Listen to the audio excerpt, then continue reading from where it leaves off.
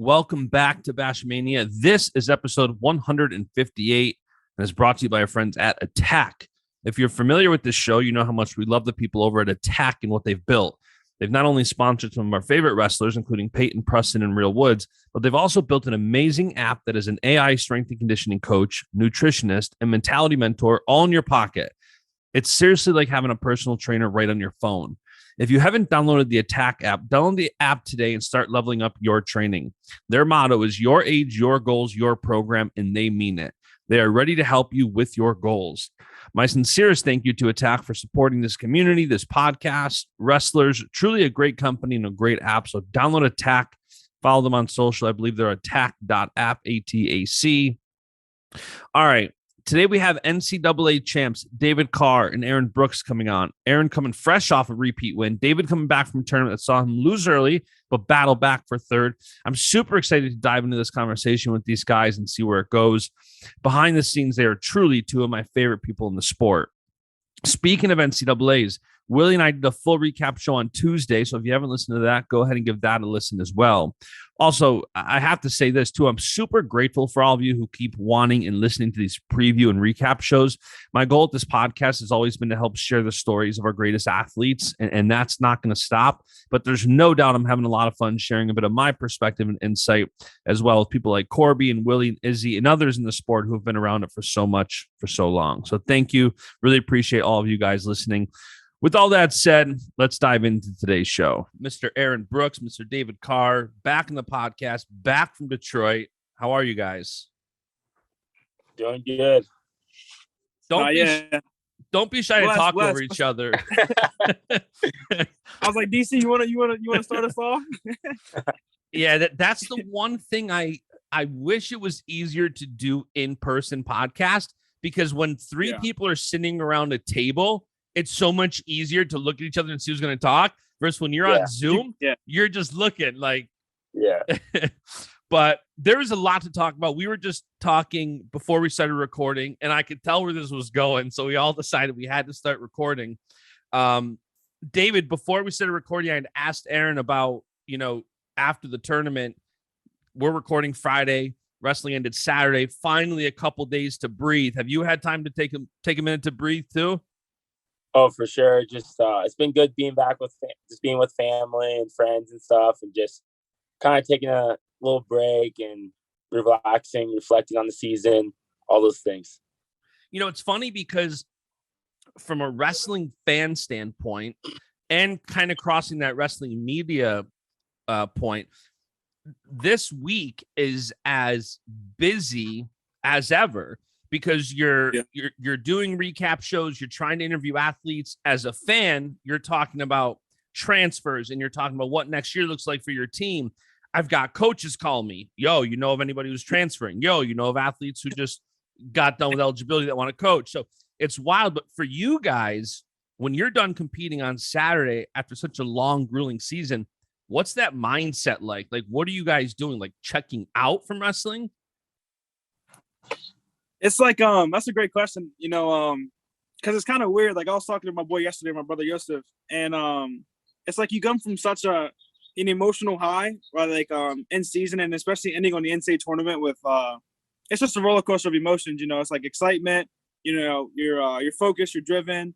There's some doubt. You got to get rid of all these kind of things, negativity. So it's like it's such an emotional roller coaster to where it's like the next day, it's like such a big relief in a way, is at least for me, it's like it's a big relief to be like, all right, now what can I focus on outside of wrestling? What else can I get into? So I think it is like kind of like a disconnect from wrestling after that. Especially I know this is me and David's first full season, because our freshman year was cut short because of COVID, and then we had last year, which was just conference matches in the NCAA. So it's been a long season, but definitely unwind, yeah. What about you, David? For sure. Same thing. Just kind of like taking time to like get back to my work some more, get my school, bro. School is hard. I don't care what he says, bro. I think people forget that wrestlers are students. That's the one, man. I got fitness tests. I got exams. I got an 8-page paper. Like this hit just because NCAAs is over, bro. Like that didn't mean nothing to the teachers, bro. Bro. they like all hit me with all the scores. So I'm like getting back and grinding with school, trying to keep my grades up, do all this stuff. So it's like it's a grind in that way, but it's also relief. Like it was like that was a long season, like first full season. So I'm definitely it's time to like just get my schoolwork done and relax a little bit, hang out with friends, and yeah. Yeah, and it's funny too because like somebody was talking about UNC's Clark, who's a grad school student, and he's got law classes first thing Monday morning. I'm like, damn. Like, imagine your professor like, all right, guys, what'd you do this weekend? All right, nice. Went to the finals of the NCAA tournament. All right, so today, yeah, that's nuts. Hey, hats off to him. I'm struggling with RPTM. Yeah, for sure. That kid's a beast. So I want to talk about the NCAA tournament, some other stuff. You know, the first thing that pops into my mind for this tournament, and this was one of the things I texted you guys both with, was you guys in the way you carry yourselves, two of my favorite wrestlers by far. And part of that is how you guys handle victory and defeat. And it's funny because you guys both had one loss this year, but it looked very different. Like it was very different timing where Aaron, yours was Big Tens, David, yours was early in the tournament. And I want to talk to you both. And I guess, David, we'll start with you. You know, Aaron's loss was a little different because he had a couple weeks to game plan, to think about it, to digest it. You suffered that loss early in the tournament. And for me, like, I don't want you to feel bad, but that was my heartbreak of the tournament.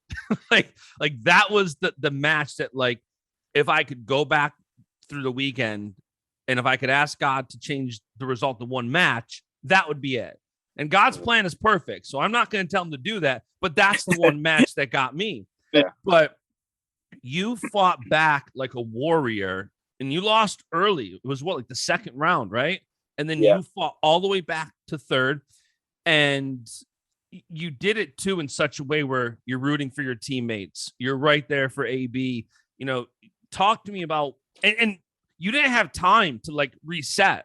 Like that loss happened and then boom, you're right back and you're in the toughest wrestlebacks in the world. What was that like? What was going through your mind? Yeah, I just, that Thursday night was one of the toughest, things I had to go through. It was just hard because, as soon as I'm done, like I was still in like shock, bro. I don't know how to, I don't know like how to explain it. It was just like something that I was like, you go in expecting to win. You're the number one seed. I had a 56 win streak or something stupid like that. And the last time I lost in college was 2019. And so, which is nuts to lose that match. Like, I'm never going to not try my best in a wrestling match and give it my all. So, wrestling out there and just, I don't know, it was hard to deal with and hard pill to swallow. But, I went back to my hotel. I went and lost my weight. I had like lose like, I'm not gonna say how much I had to lose. I had to lose a bunch of weight, and it was good losing the weight. It was kind of a little frustration. I kind of just worked off my frustration. Yeah. And then when I calmed down, AB texted me. He was like, "Hey, I want to pray for you. Can I come to your room?" And I was like, "Yeah, you can come." And he came and prayed for me. And Yosef was on FaceTime, prayed for me. It was just like it was a blessing. And I got like over like 40 or 50 texts that night. Like people were like, "I'm praying for you. I'm thinking about you." So it was just like, it was a good support. And then the next day I had to wrestle. It was just like I couldn't like sit and pout and do that. I just had to get the next best thing. And that's what my dad told me and my coaches told me. So I just I couldn't really process it. I just kind of had to like forget about it and just start wrestling. And that was kind of how I dealt with it. Didn't have a lot of time. It was a quick turnaround to wrestle back. But I just thought like everything I'm doing is like everything you do, eat, drink, sleep, can be a form of worship to God, and you can do it to honor God. So I was just thinking like, no matter through like, even if I won or lose, I have to still like be a good person and honor God and like glorify Him and be a light. Like if I'm just sitting here pouting, it's not gonna help anybody. I want to cheer on my teammates. I want to cheer on my brother in Christ, AB. And so that helped me keep going. And I think it speaks volume for having the right people around you. The fact that you have someone like Aaron's like, let me come pray for you. Let me come pray with you. Like that speaks for younger wrestlers or even adults, whoever. It is so important to have the right people in your life because that's what you want. And I always tell people, when we built our house last year, I saw the people that were excited for us, and I've known the people that were bummed through like disappointments. And having people in your corner that are the type of people you want to be in somebody else's corner, it's so important. Aaron, for you had the loss to Amin at Big Tens. And as a Penn State fan, and this logic is probably wrong, but it almost gave me more confidence in you winning an NCAAs because I'm like, there's no way this dude's going to beat Aaron 3 times. So to win the rubber match, I'm like, this is a done deal. But I know that had to be harder for you. What was that loss like for you? It was that loss was a blessing. I think I tell the story a little bit because I know it was God working through it. So like it's a testimony with that story, and I love to say it and talk about it now. But just kind of that whole week leading up to Big Tens, I even before that. So we had the Ryder match, which was a week after I think it was Nebraska, and I didn't wrestle in that Ryder match, and then we had a week off before Big Ten. So I had 2 weeks off the mat, and I was just doing the wrong things. Let my weight get big. I got up to like 200, which usually I walk around like 190 in season. Just took that time of 2 weeks and just wasn't doing the right things with it. Getting the right sleep, just preparing wrong. Like I said, not really living the lifestyle that God's called me to live. And leading up to Big Tens that whole week, I had just a lot of adversity, like mentally, because I know, like I said, the Christian walk. When you walk the Christian walk, conviction is something that you fight with and stuff. So I was that mentally and spiritually I was fighting with a lot. And that's my piece. So I that whole week, like I said, I was straying from God, wasn't coming back, repenting these things, and it just overall led me to feeling like these anxieties and these kind of things where I was like, all right, let me get right with God. But last minute, to say a tournament, me and DC, we always talk and we always pray before the matches. And, I could just tell that I'd been straying from God, even though you pray, you talk to God. And I was like, I still feel different. I think, and I said, like, that was just based off the lifestyle I was living. I wasn't in alignment with the Father, so I couldn't really feel the peace. And just when I was out there competing, you can get it done physically sometimes, but, wrestling to me, we went into overtime. And like I said, I mentally checked out. My peace was in Christ. And when I was straying from him, I, fell into a lot of things like, looking at the ref, looking for a stall call, if you watch the match, or coming out real hot, kind of blowing my energy just from, like I said, like pre-match anxieties and these kind of things. And, when I lost and I looked at the clock, well, first he got that takedown at the end and in the third period. And I was like, I got to get out. I got like 2 seconds to get out. I was like, just kick. You got to get out right now. I looked at the clock, looked at Coach Kell. I was like, okay, we got to go. So I kicked out, and then we went into overtime. But honestly, I don't really remember overtime. Like I said, I was kind of unpresent. And it was just next thing you know, I sat on my butt again, and I got ankle picked. And I remember same as DC. I was like, man, I just lost that ball for a while. I was like, I haven't lost since Vince. That was my only loss. So I was like, that stinks. Like, but the fuel, I knew it was God talking to me, because a lot of things went weird in that match to where I think I got hit for stalling when I was coming forward and these types of things. But I just remember right after the match, I found somewhere private, and like I said, God was speaking to me, like immediately I knew exactly where I had to go, and it was 2 minutes after the match I was like, I know exactly what I got to do. And I was frustrated, the podium picks and everything, but I was like, all right, I got 2 weeks to pray up, get right, and go get this guy and God's will. So it was a blessing though. I think I needed that to keep me on track and to kind of make God's glory be shown at NCAA. So yeah, I had that same type of feeling. Like in that overtime, I was like, I don't know where I was at. Like I don't even know what. Yeah, it was like crazy, and then it was just like it's nuts. Like through our friendship, I feel like we've been through so many highs and lows together. Where like we've been at world team trials where you made the world team, I didn't make the world team. At the world championships, I won, and that was a year that you lost that crazy match to yeah. I don't even know what was Azerbaijan. Yeah. We've had like Fargo's where we both won Fargo together, world teams together, nationals together, and it's just crazy like see like the highs and lows that we both like been through together. But it's awesome. I can see like, I just all through. Nah, bro, it's like just like we talked about it, and I know Justin was saying too, is like, you know, you see the people who are behind you, you know, just like you know, you said 40 people text you, you know, that week after Big Tens. I said God's blessed me with some great people in my life, you know, far beyond my worth. And like the people who you think won't hit you up sometimes, they still do, you know, and they're saying I'm praying for you. So much support from my hometown, people I haven't heard from in a long time, you know, they're like, yo, I know you got this, you know, keep pushing. So it was like to say the people that God puts in our lives, and like even DC, you know, we've been through a lot of this stuff together. The highs and the lows is like, I know it's God working, you know, it's a blessing. So yeah. It's funny too, because I know for me, my wife and I talk about all the time where there's something different that God does through you when you've been through something in regards to comforting somebody else. It's a lot easier if you're undefeated and you're consoling somebody who has a loss. That's a bit different than saying, I've been there, I just did this. Or 100%. And not only just with each other, but like next year, one of your friends suffers a heartbreak at Big 10s, Big 12s, NCAAs. And you're like, when you can say, I've been there, that hits differently. That's That's beautiful you say that. That's for everything in life too. Like, I think about that a lot too, is like the things we go through that might stink, that we might not like. It's like, all right, one day there might be a kid with all this potential and he loses in the Big Ten finals. And I'm like, hey, look, it worked out for me, you know? So like, just put your faith in God, you know, same for DC, you know, when he's coaching one day and he's a star wrestler. All right, he lost second round. Look, God's going to bring you through it, you know? So that's beautiful. Yeah. I like that. David, you know, my next question for Aaron is going to be about Penn State. And, you know, he's a part of one of 5 champions, just ludicrous. And, you know, when you're a part of a team like that, and I'm not making a play to transfer to Penn State yet, but my question for you is, I see the Penn State. I'm going to get so many texts. Bro.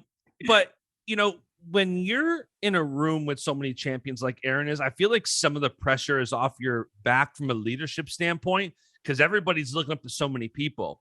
You're kind of unique at Iowa State where you are the most accomplished. In my eyes, I look at you as one of the absolute leaders there from many levels, from what you've accomplished to your spiritual maturity.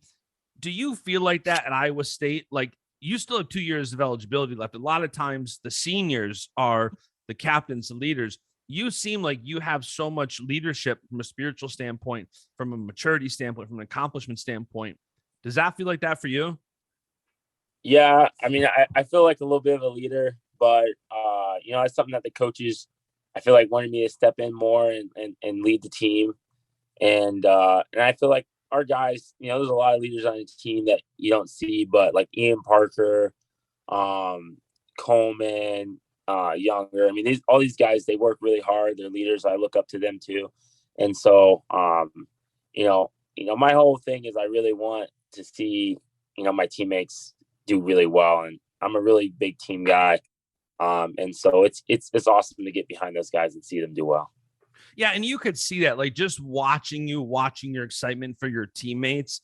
And I forgot who was on here talking about it, but they were telling me how it's not necessarily about where somebody, I think it was a coach, it's not necessarily about where they place in the podium.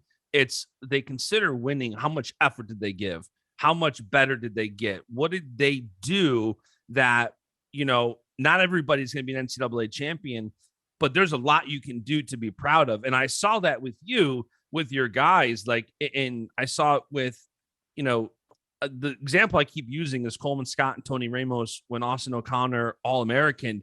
It was like he just won a world championship. They were so excited for him. And I've seen that with you. That's why I asked that. And Aaron, for you, I know it's different because that Penn State room is so unique where you do have 5 champions. And when that happened in 2017, nobody thought that was going to happen again. Now it happened again. What's it like for you being a part of that? You know, it's you know, all these guys, you know, just like kind of based off leadership, you know, I think having Nick Lee, you know, I think it's funny. Nick Lee's like the team older brother. So it doesn't matter if it's Greg, Neville's a heavyweights beard. Yep. Nick Lee's gonna beat you up. He's gonna come grab you, say, "Hey, straighten up." Do this, do that. Not like that's Captain Nick Lee. So like Yep. it's definitely a lot of different leadership skills. And then you have Roman, who's less vocal. Doesn't really say much, but he works so hard to where people can watch and he leads by example that way. Carter's like leader style, his confidence. It kind of just it spreads throughout the room. So it's contagious. And then, Max Dean's someone just a kind, genuine person. He cares about his teammates. He's hitting them up, behind closed doors, asking how they're doing.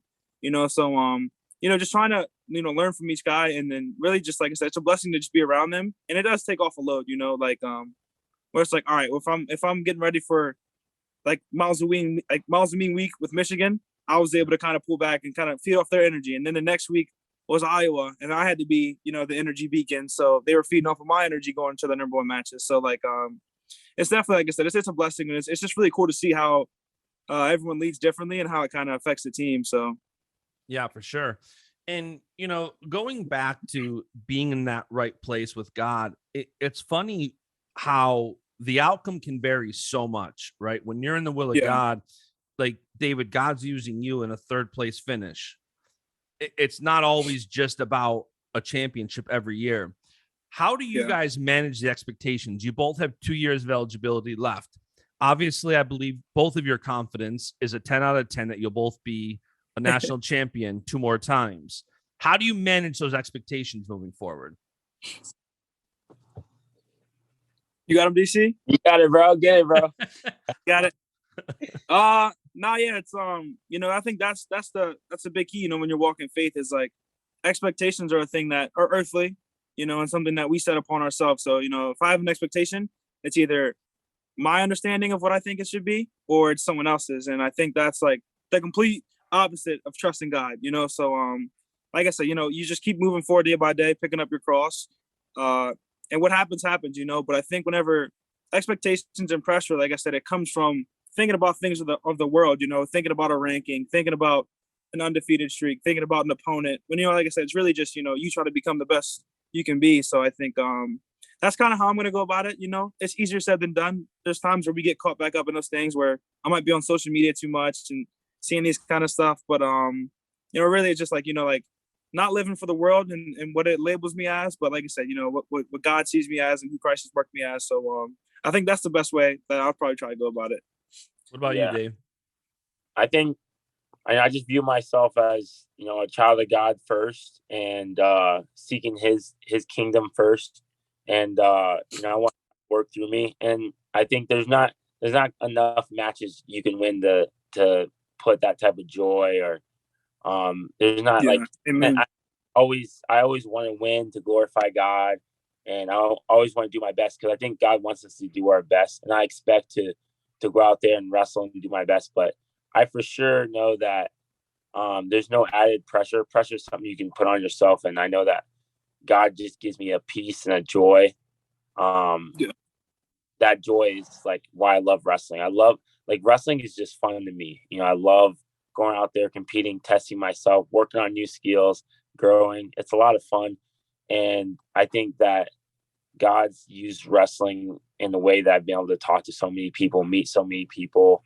And I love that aspect in it. And so I'm not going to put too many pressures. I'm going to do this or do that.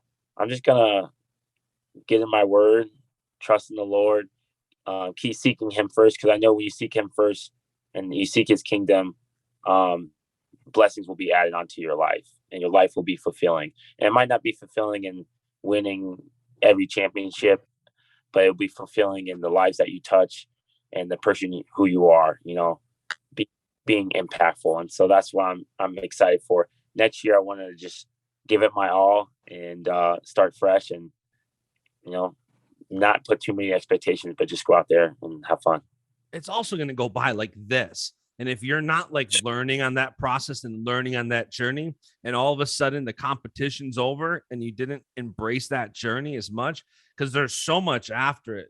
I was never a great wrestler, but I learned so much from the discipline, the dedication, the commitment, that it led to business success. So it's such a great perspective I think many can benefit from.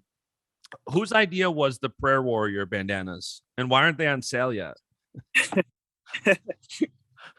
So I stole it from someone. So look, I watched the Neymar documentary. It's on Netflix. It's really good. I think Okay. Neymar Jr. He's a soccer player, and in one of the videos, so they won the Olympics, and he wore it a couple times with Barcelona, but it's a headband, and it just said 100% Jesus on it. So I saw the documentary. I was like, yo, I'm gonna order some of those. I guess I was like, I'm wearing them at Nationals. So I went on, and they didn't really have those ones. Well, they did, but like it would have took like way too long for it to get here before Nationals. So I went to Amazon. I was like, I'll find two. I was like, I'll find two, and I'll find something I can wear. I was gonna wear two different ones, and then so I got a prayer warrior one, and I got the fish. And then I called DC. I was like, yo, I'm rock these when they came in, and he was like, yo, I want to order some because I forgot to tell him that I was getting them. And then I was like, that's because you have 700 unread texts. Like, DC was like, bro, mine's not coming in time. I was like, I should have told you, but he gifted me one of his shirts with his brand and stuff and Spartan Combat, so DC love. And I was like, I got the headband for you, and just rocked out with it. Yeah, I love that. What also, I was telling you this, and this was the final straw before realizing we had to start recording, Lion by Elevation Worship. Yeah. I had not heard that song. And what my wife and I do a lot is, hey, Alexa, play Elevation Worship music. And it just plays for hours. Yeah. And I hadn't heard that song. And it's funny, the day after, so I flew home at 11 o'clock Saturday night. Sunday morning, It was nice here. And I'm outside doing stuff, getting stuff done. I said, Alexa, play Elevation Worship. No joke. First song is Lion. And I was trying to tell my wife what song you ran out to because I think she missed it. And I'm like, I love that song.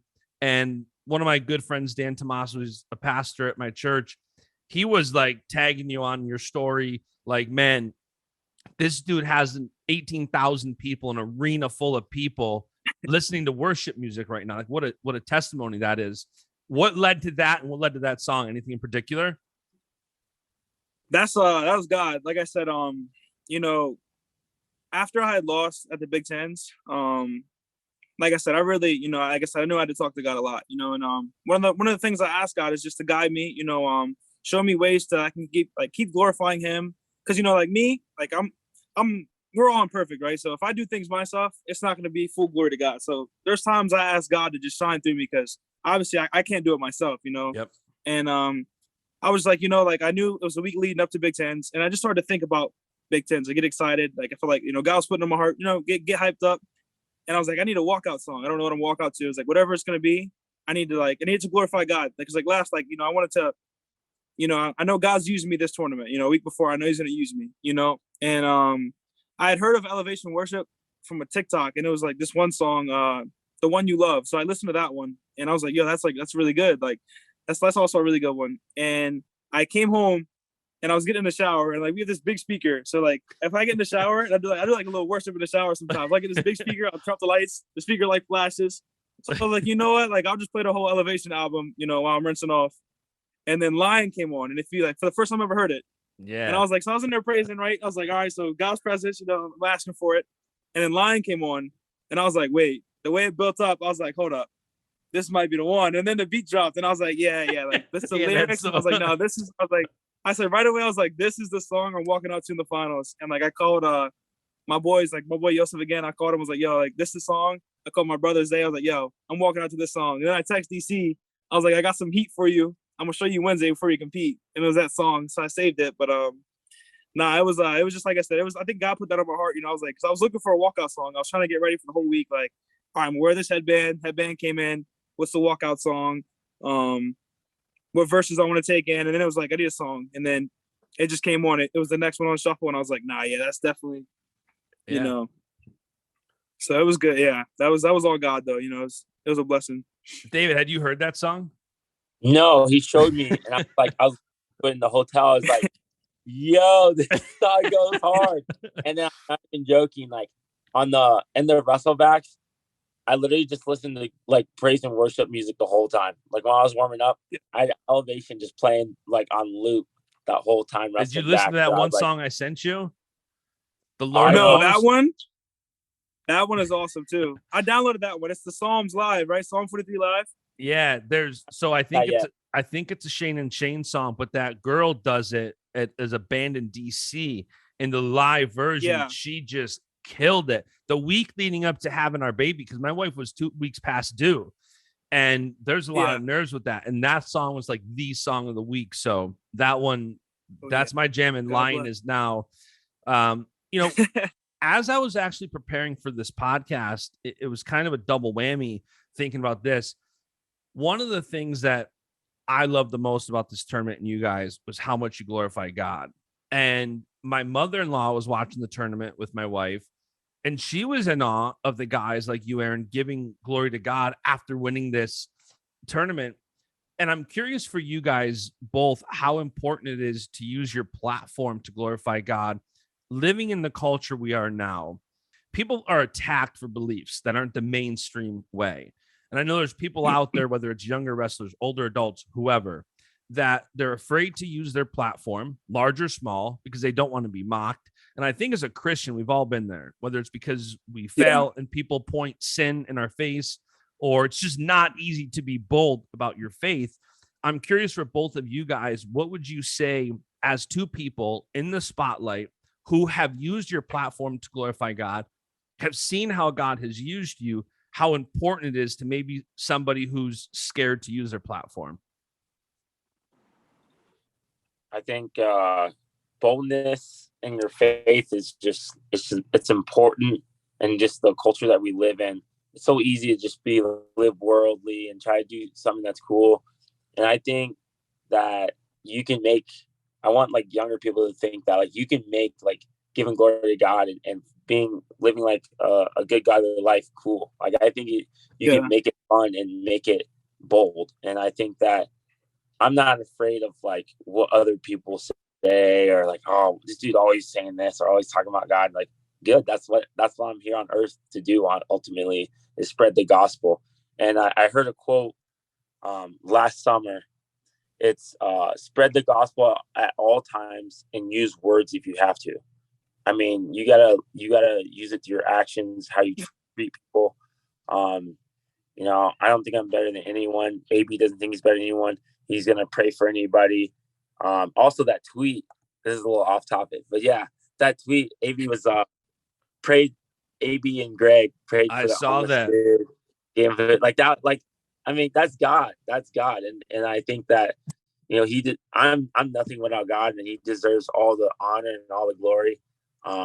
And yeah, I just think that's where the boldness just comes from. Just like, I just know how much he does for me. And so it's easy to point up to God as soon as a victory. It's easy to give him the glory.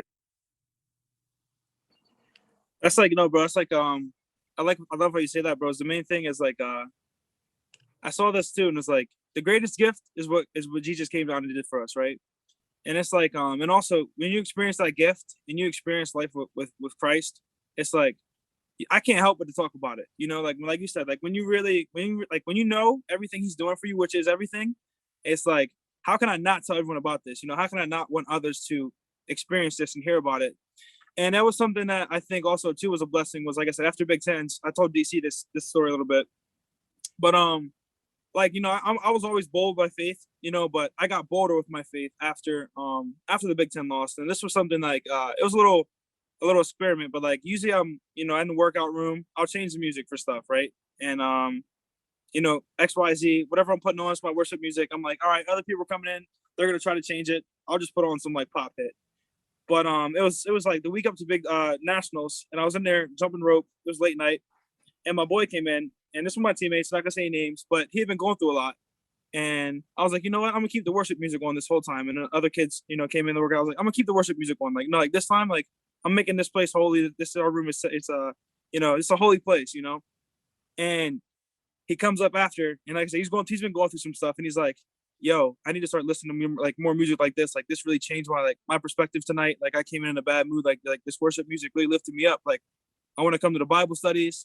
And then I was like, afterwards I was like, yo, I got you, bro. And then I was showering after, and I was like, yo, like if I would have kind of fell back to my old way and put on something that everyone's kind of gonna be like, oh, this is better, he might not have had that realization. The Holy Spirit might not have touched him like that, So that made me realize, like, listen, if I'm a beacon and I'm a light, as God says we are, right, the salt of the earth, then I'm gonna be able to. The light always overpowers the darkness. So if we just keep spreading the light, as much darkness as there is, the light's always gonna, push past it. So I think that was like a cool representation of like, be bold in your faith, because you never know who you're saving, or whose life you're changing, or who you're guiding in the right direction, who is going wrong. So I think that's just like really cool. That really motivated me to like, all NCAAs. Yeah, everyone needs to see this. Everyone needs to see what God's doing.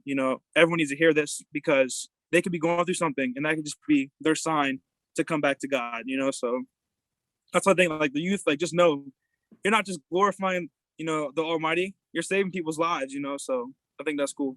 And it's encouraging too, because I know I do all the time. You do something that you shouldn't, and then it's like that. Yeah. It's like a dark place. Like, man, yeah. I'm so stupid. How did I do that? Why did I do this?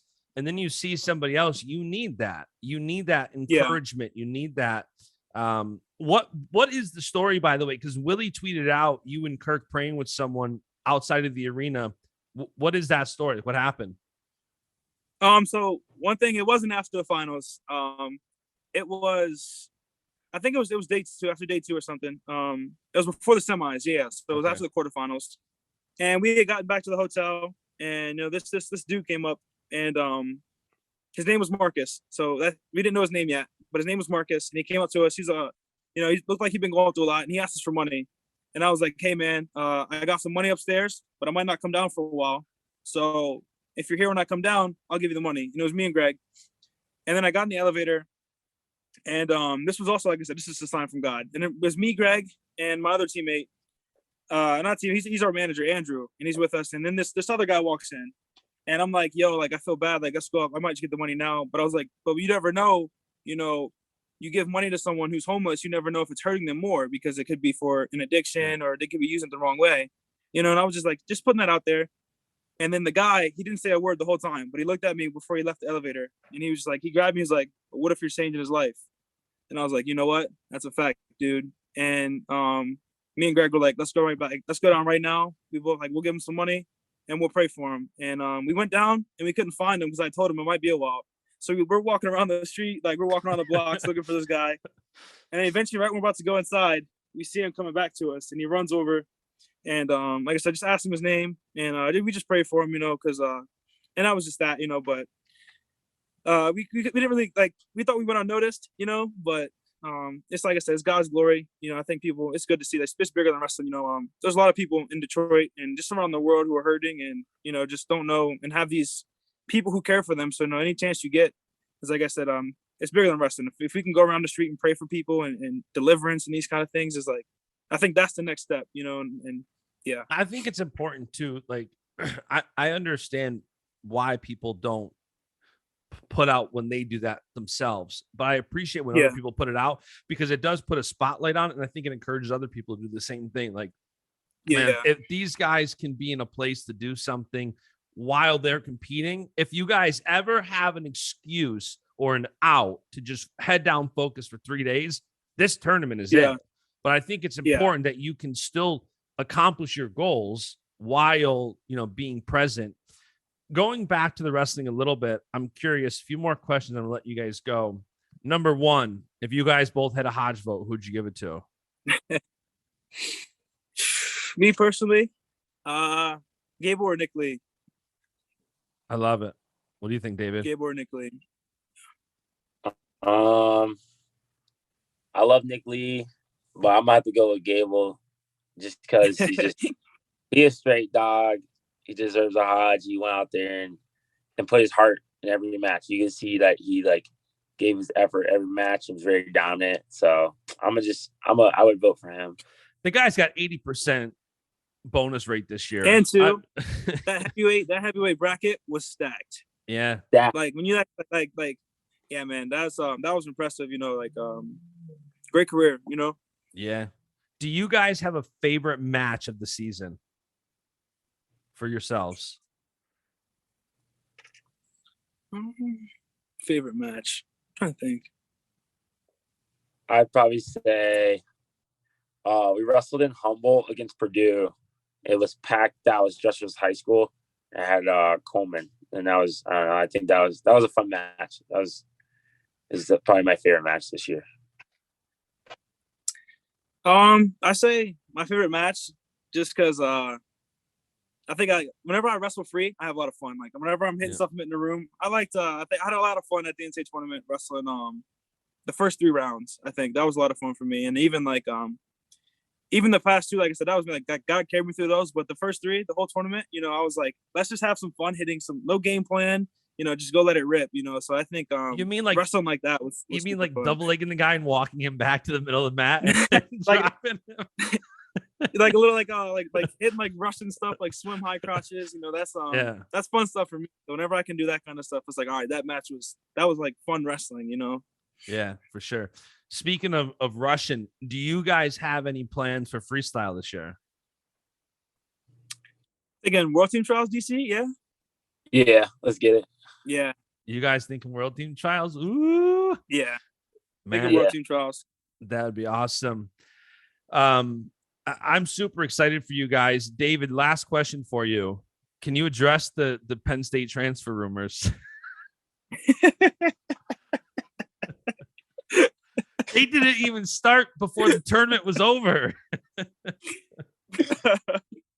It's actually insane. Like people text me, they're like, it's bad. People are going nuts.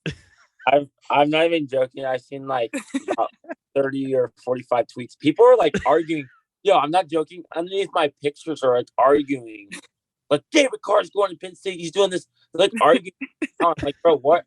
Why are you like Iowa fans are like getting mad? All these people are like arguing and stuff about it.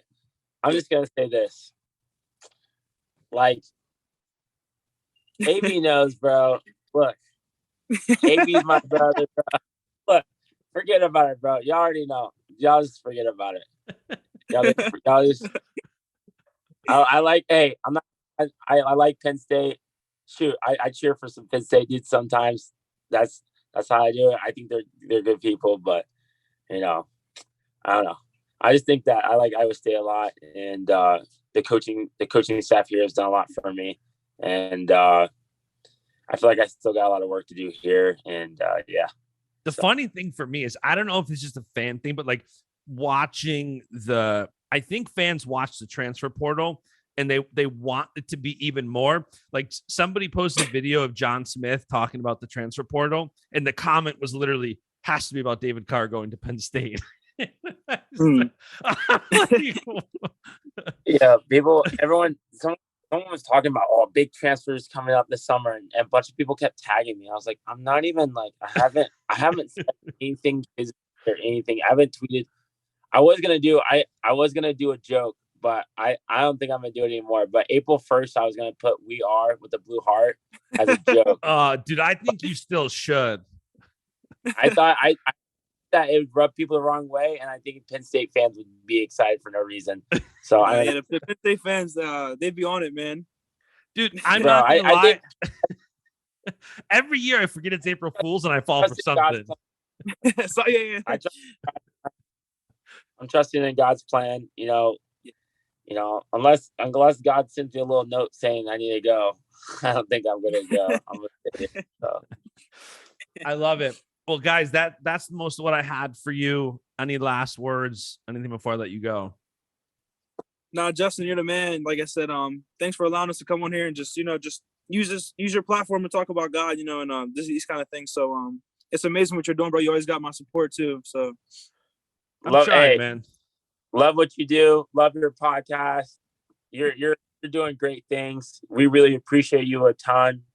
It was sitting here talking. These spots are reserved for anything you guys send. Next, I'm sending you my bracket and NCAA trophy next year. Oh yeah, I got you. It's gonna be there. I'm gonna work hard, and I promise you a world title belt. So yeah.